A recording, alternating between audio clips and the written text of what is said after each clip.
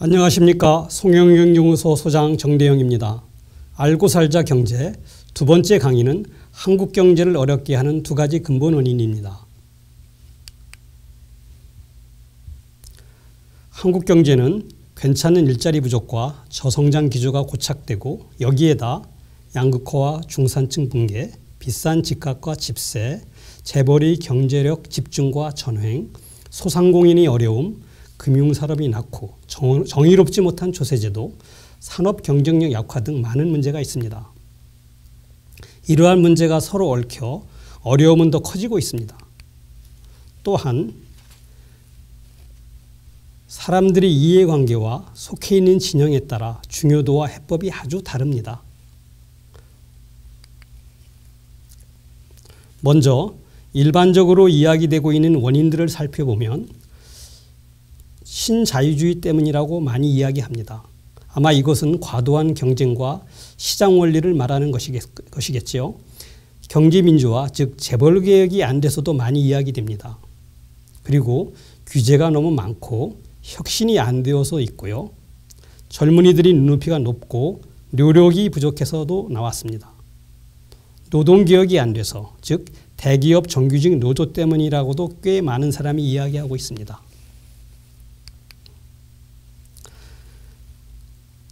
그러나 이것들은 문제의 한 부분 또는 외형적인 현상만을 주로 설명합니다. 하나씩 간단히 짚어보겠습니다. 경쟁과 시장 원리는 소상공인과 같은 어려운 사람들에게만 적용되고 오히려 관료, 교수, 전문직 등 기득권층은 경쟁이 부족하고 특권적 혜택을 누리고 있습니다. 경제민주화 또는 재벌개혁의 경우 경제민주화는 개념이 모호하고 재벌은 중요하긴 하나 여러 기득권층이 하나일 뿐입니다. 규제 완화와 혁신은 항상 해야 되는 당연한 과제이고 이것도 창조와 비슷하게 범위가 넓고 좀 모호합니다. 젊은이들이 눈높이와 노력 부족의 경우 경제가 성장하면 생활 수준과 눈높이가 올라가는 것은 당연한 일이고 현재 한국 젊은이들의 스펙은 과다할 정도로 충분합니다. 대기업 정규직은 여러 기득권층에서 가장 아래에 있는 기득권층일 것 같고 기득권층 중에서는 그래도 국민 경제에 많은 기여를 하고 있습니다. 그러면 진짜 근본 원인은 무엇일까요? 첫째가 직업 간 과도한 보상 격차이고 둘째는 비싼 집값과 집세 등 부동산 문제입니다. 이 두 가지가 집 간접으로 괜찮은 일자리 부족과 저성장 등 한국 경제의 많은 어려움이 뿌리입니다. 또한 사회의 신뢰 구조와 국민의 정직성을 훼손하여 경제뿐 아니라 나라 전체에도 아주 나쁜 영향을 주고 있습니다. 자세히 살펴보겠습니다.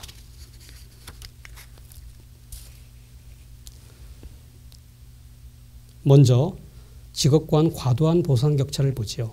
한국에서 많이 버는 사람은 재벌과 기업 경영진, 임대사업자, 의사 등 전문직, 관료와 교수, 금융기관과 공기업 직원, 대기업 정규직 등일 것입니다. 이들은 젊은이들을 포함하여 다수 국민이 갖고 싶어하는 직업이기도 합니다. 이들의 소득은 우리보다 국민소득이 높은 미국, 일본, 독일 등의 동일 직업보다 고소득을 올리는 경우가 많습니다. 그러면 여기에 끼지 못한 나머지 다수는 적게 받을 수밖에 없습니다. 반대로 한국에서 못 버는 사람들은 비정규직과 파견직, 중소기업 노동자, 소상공인 등입니다. 이들은 보호막 없는 죽기 살기식 경쟁, 즉 과도한 시장 원리에 내몰리고 있습니다. 이들이 못 버는 이유는 누군가 국민 경제의 지급 능력에 비해 과도하게 가져가는 사람들이 있기 때문입니다.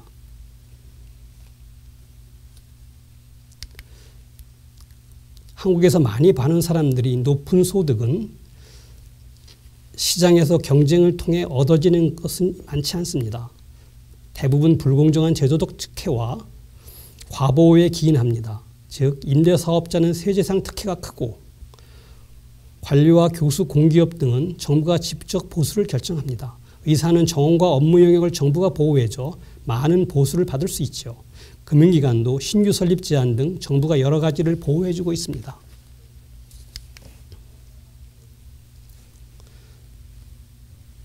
이제 과도한 보상 격차가 어떻게 괜찮은 일자리를 없애고 지속 성장을 어렵게 하는지를 좀 짚어보겠습니다. 상위 10% 정도의 많이 버는 사람이 나라 전체 소득의 50% 이상을 가져가 버리면 나머지 90%가 벌 수 있는 소득은 당연히 작아지게 됩니다. 집에서 누가 돈을 많이 쓰면 나머지가 쓸 돈이 적어지는 것과 마찬가지입니다. 소상공인이나 젊은 취업 준비생들이 열심히 해도 충분한 돈을 벌기 어렵고 괜찮은 일자리를 찾기 어려운 이유입니다. 과도한 보상 격차는 당연히 소득 불평등을 크게 만들고 소득 불평등은 소비 성향이 높은 하위 소득자들이 소비를 위축시켜 전체 소비를 또 위축시킵니다. 현재 한국은 투자나 수출보다 소비가 충분치 못해 경제 성장이 잘 안 되고 있습니다. 그리고 좋은 직업은 소득이 너무 높고 나쁜 직업은 소득이 너무 낮아 당연히 좋은 직업에만 사람이 몰리게 됩니다. 이렇게 되면 좋은 직업은 구직자가 넘치고 나쁜 직업은 사람을 못 구하는 노동시장의 불균형이 나타납니다. 노동시장의 불균형도 저성장의 큰 원인이 됩니다. 또한 우수한 인재가 의사나 공무원, 공기업 등으로만 몰리는 것도 산업 경쟁력을 크게 약화시킵니다. 불공정한 특혜로 인한 과도한 보상 격차는 사회의 신뢰 수준을 낮추고 이는 총요소 생산성이라고 불리는 국민경제 전체의 생산성을 떨어뜨리고 있습니다.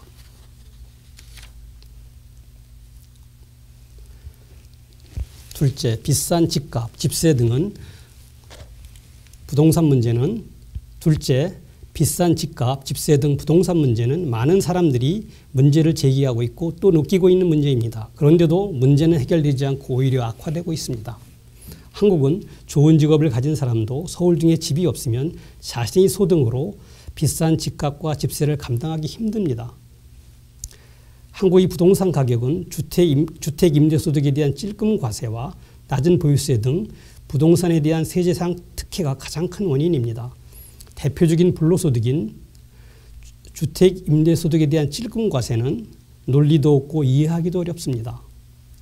한국 사람들은 보유 자산이 70 내지 80%를 부동산으로 갖고 있습니다. 미국, 일본의 경우 30-40%에 비해 높은데 이것은 부동산 투기 수익이 높기 때문이고 또한 부동산 가격에 거품이 있다는 의미도 됩니다. 한국은 지금까지 빚내서 부동산에 몰빵 투자한 사람이 부자가 되었고 꾸준히 저축한 사람은 바보가 된 셈입니다. 앞으로도 그렇게 되면 나라다운 나라가 되기 어렵겠죠. 집값을 포함 비싼 부동산 가격은 무주택자의 어려움뿐 아니라 경제적인 실종, 경제구조와 자금 흐름의 왜곡, 소비 위축과 기업의 경쟁력 약화, 자영업자의 수익 악화, 젊은이들이 결혼 불능과 출산율 저하 등으로 연결되어 저성장과 일자리 부족이 중요한 원인이 되고 있습니다. 또한 빈곤 양극화와 빈곤이 대물림, 세대와 계층 간 부당한 소득 이전 등을 야기하고 있어 가히 만악의 근원이라 할 수 있습니다.